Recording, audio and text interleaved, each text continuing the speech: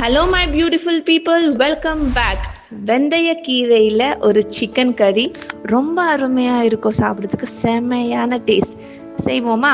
First நம்ம ஒரு marination பண்ணணும். அதுக்கு 1.5 kg சிக்கன். இதில் மஞ்சத்தூள், மிளகாய்த்தூள் அண்டு மல்லித்தூள், அப்புறமா இஞ்சி பூண்டு விழுந்து, அப்புறம் 1 கப்பு தயிர், கொஞ்சமாக உப்பை சேர்த்து நம்ம இது நல்லா மேரினேட் பண்ணி வைப்போம். இது மேரினேட் ஆகிற டைமில் நம்ம கொஞ்சம் அந்த வெந்தயக்கீரை க்ளீன் பண்ணலாம்.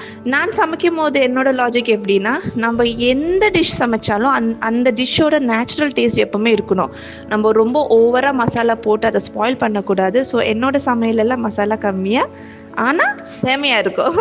கடாயில் எண்ணெய் ஊற்றி சீரகம் வெடிஞ்ச பிறகு அந்த ஹோல் கரம் மசாலா இதெல்லாம் போட்டு 1 வெங்காயம், 2 பச்சை மிளகாய் நல்லா சாட்டே பண்ணி, இஞ்சி பூண்டு விழுது மறுபடியும் அங்கே 1 ஸ்பூன், இங்கே 1 ஸ்பூன், அதுதான் கணக்கு. ஓகே, ஒரே ஒரு தக்காளி போதும். அதை நல்லா ஸ்மாஷ் ஆன பிறகு நம்ம மேரினேட் பண்ணி வச்சு சிக்கனை இதை ஆட் பண்ணி, எப்போவுமே சிக்கனும் ஃபிஷ் ஆகட்டும் ஸ்லோவாக குக் பண்ணுங்கள். அப்போ தான் ஜூஸியாக சாஃப்டாக இருக்கும்.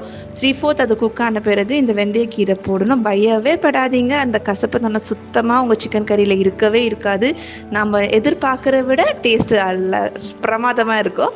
அதுக்கப்புறம் காஷ்மீரி மிளகாய் தூள், கொஞ்சம் சிக்கன் மசாலா போட்டு மறுபடியும் அது ஃபுல்லாக கம்ப்ளீட்டாக குக் ஆகிற வரைக்கும், எண்ணெய் எல்லாம் விட்டு பிரிஞ்சும் போது அது குக் ஆகிருக்குன்னு உங்களுக்கு தெரிய வர இல்லைங்களா? ஸோ ஒரு 45 மினிட்ஸ் நான் ஸ்லோ குக் தான் பண்ணுவேன்.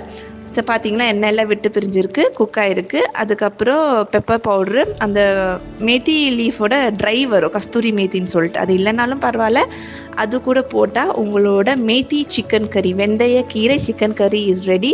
சுட சுட சாதத்தில் நீங்கள் சாப்பிட்டு பாருங்கள், ரொம்ப அருமையாக இருக்கும். ட்ரை பண்ணி சொல்லுங்கள். ரொம்ப இன்ட்ரெஸ்டிங்கான வீடியோஸ் வருது. Love you all, bye.